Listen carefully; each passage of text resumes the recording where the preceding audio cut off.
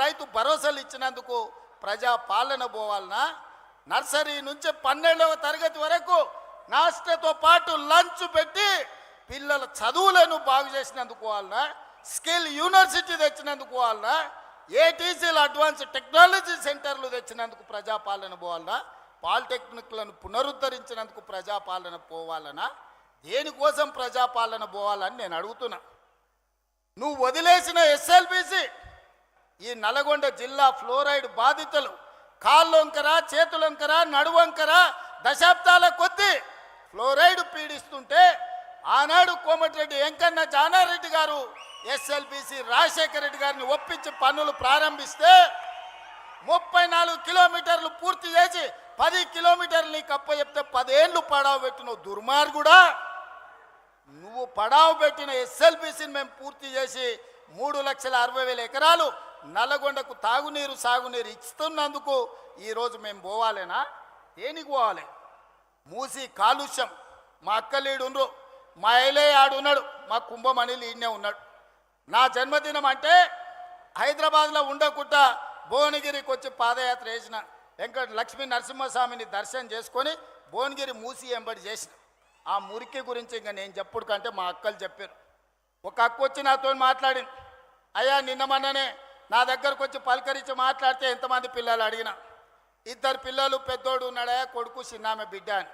ఏం చేస్తున్నారంటే నిన్న మొన్ననే కొడుకు పెళ్లి చేసిన వాడిని పట్నం తోలినా అన్నది.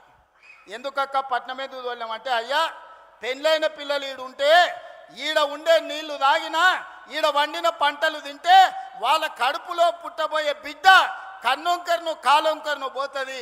ఈ మూసి కాలుష్యము మా పట్ల కర్కశంగా రాక్షసంగా ఉన్నది. వాసన చూస్తున్నావు కదయ్యా, నాకు ఇష్టం లేకపోయినా నా కొడుకుని పట్నంలో కూలినాలు చేసుకోమని పంపించిన అని చెప్పింది. అంటే ఇవాళ మూసి కాలుష్యంతో అటు ఇబ్రాహీంపట్నం కావచ్చు, భువనగిరి కావచ్చు, కొత్త మునుగోడు కావచ్చు, నల్గొండ ఆ దారి మొత్తము ఇవాళ మీ పరిస్థితులు ఎంత దారుణంగా ఉన్నాయో. మరి మూసి ప్రక్షాళన చేస్తున్నందుకు ఇవాళ దిగిపోవాలనా? దేనికోసం దిగిపోవాలని నేను అడుగుతున్నా. పాపాల భైరవుడు రావాలనంట. పాపాల భైరవుడు వస్తే ఏం చేస్తాడయా? మా రాజకీయ నాయకుల ఫోన్లు విన్నాడంటే సరే మా మీద ఏదో కోపం ఉంది అనుకోవచ్చు. అధికారుల ఫోన్లు విన్నాడంటే అధికారులు ఏం చేస్తున్నారో కనుక్కోనికి విన్నాడు అనుకోవచ్చు. రాజకీయ నాయకులు పోయిరి, అధికారులు పోయిరి, ప్రజలు పోయిరి, చివరికి భార్యాభర్తలు మాట్లాడుకుంటుంటే కూడా ఏం మాట్లాడుకుంటున్నారో ఫోన్లలో వినేటోని ఏమనాలయ్యా? చేత్తో కొట్టాలన్నా రబ్బర్ చెప్పుతో కొట్టాలన్నా మీరు ఒక్కసారి ఆలోచన చేయండి. ఆలు మొగుళ్ళు మాట్లాడుకునే మాటలు కూడా ఫోన్లలో ఫామ్ హౌస్లో పెట్టుకొని మిషన్లు పెట్టుకొని వాళ్ళ మాటలు వినేటోడు ఆ పాపాల భైరవుడు మళ్ళీ రావాలనా? పరీక్షలు పెట్టి క్వశ్చన్ పేపర్లు అమ్ముకొని వేల కోట్ల రూపాయలు సంపాదించుకున్నాడు మళ్ళీ రావాలనా? కాళేశ్వరం పేరు మీద 1,00,000 కోట్లు గోదావరిలో కలిపిన దుర్మార్గుడు ఆ పాపాల భైరవుడు మళ్ళీ తిరిగి రావాలనా? పేదోళ్లకు రేషన్ కార్డులు అడిగితే పోలీస్ స్టేషన్లో పెట్టించి కొట్టించినోడు మళ్ళీ రావాలనా? 10 ఏళ్ళు మా కాంగ్రెస్ పార్టీ కార్యకర్తలను రాసి రంపాన పెట్టి అక్రమ కేసులు పెట్టి ఆస్తులు కొల్లగొట్టి కొంతమంది ప్రాణాలను హరించినందుకు మళ్ళీ పాపాల భైరవుడు రావాలనా? దేనికోసం రావాలి? ఆలోచన చేయండి మిత్రులారా. ఇవాళ మీరు అడిగిందల్లా చేసినాం, శాయశక్తుల ప్రయత్నం చేసినాం. ఒకవేళ చెయ్యకపోయినా మీ మీద ఎవరి మీద నన్నా వాళ్ళ మీద అవతల మీద యువతల మీద ఏమన్నా అక్రమ కేసులు పెట్టుడు కానీ లేకపోతే వాళ్ళని ఏమన్నా ఇబ్బంది పెట్టుడు కానీ జరిగిందా? మరి పాపాల భైరవుడు ఎందుకు రావాలని నేను అడుగుతున్నా. అందుకే మిత్రులారా ఇవాళ ఒక్కటే ఆలోచన చేయండి. మీరు కూడా గ్రామాలలో 10 ఏళ్ళ బీఆర్ఎస్ పాలన, 12 ఏళ్ళ మోడీ పాలన, 10 ఏళ్ళ ఇందిరమ్మ పాలన మీద రచ్చబండలలో చర్చ పెట్టండి. తాటి చెట్టు కాడ కళ్ళు తాగేటప్పుడు చర్చ పెట్టండి, బార్ షాప్ కాడ పెట్టండి, బీర్ షాప్ కాడ పెట్టండి, పెళ్లి కాడ పెట్టండి, సావు కాడ పెట్టండి, సర్పంచుల సంఘం కాడ పెట్టండి, లేకపోతే అసెంబ్లీలో పెట్టండి. చర్చ చేద్దాం. మనం చేసిన పనులు చెప్పుకోకపోవడం వల్ల ఈరోజు ఆ దుర్మార్గులు బామార్దులు బిల్లా రంగాలు ఊరూరు తిరిగి అబద్ధాలు చెప్తున్నారు. వాళ్ళకి దేవుడు శాపం పెట్టిండు. నిజం మాట్లాడితే మీ తల 1000 ముక్కలై సస్తారని ఒక్క మాట కూడా నిజం మాట్లాడు. మొత్తం కుటుంబం అంటారా నాయన.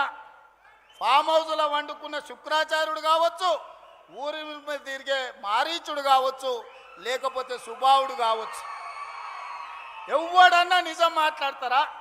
మా లక్ష్మణ్ 687 కోట్ల రూపాయలు టెండర్లు పిలిస్తే 3000 కోట్ల అవినీతి జరిగిందంట.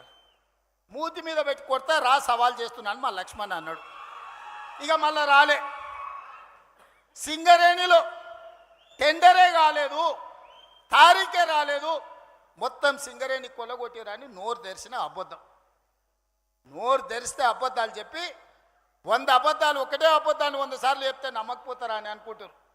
కానీ మీ జాతకం మీ మొత్తం నరాన తెలంగాణ ప్రజలకు తెలుసు. ఉద్యమం సమయంలో పిల్లల ప్రాణాలను ఎట్లా పొట్టన పెట్టుకున్నారో, అధికారంలోకి వచ్చిన తర్వాత ఎట్లా తెలంగాణ రాష్ట్రాన్ని కొల్లగొట్టినరో, ఎట్లా అక్రమ కేసులు పెట్టినరో తెలంగాణ సమాజానికి అంతా తెలుసు. మీరు ఎన్ని అబద్ధాలు చెప్పినా, మీరు ఎన్ని నాటకాలు వేసినా మిమ్మల్ని ఈ తెలంగాణ సమాజం నమ్మదు, క్షమించదు.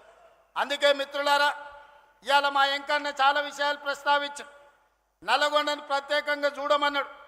తప్పకుండా అదేవిధంగా మా పార్లమెంట్ సభ్యుడు నాకు అత్యంత సన్నిహితుడు రఘువీర్ గారు కూడా కొన్ని అంశాలను ప్రస్తావించడం జరిగింది.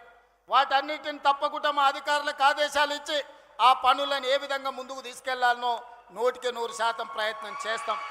కానీ చివరిగా మీకు ఒక్క మాట ఇవ్వదలుచుకున్నా, మళ్ళొచ్చే ఎన్నికల లోపల ఎస్ఎల్బిని పూర్తి చేసి కృష్ణానది జలాలను నల్లగొండ నేల మీద పారిస్తా, మీ పంటలు పండించే విధంగా 100% ఎస్ఎల్బిసిని పూర్తి చేయడమే కాదు, డిండి ప్రాజెక్టును పూర్తి చేయడానికి సంపూర్ణంగా నేను సహకారం అందిస్తా.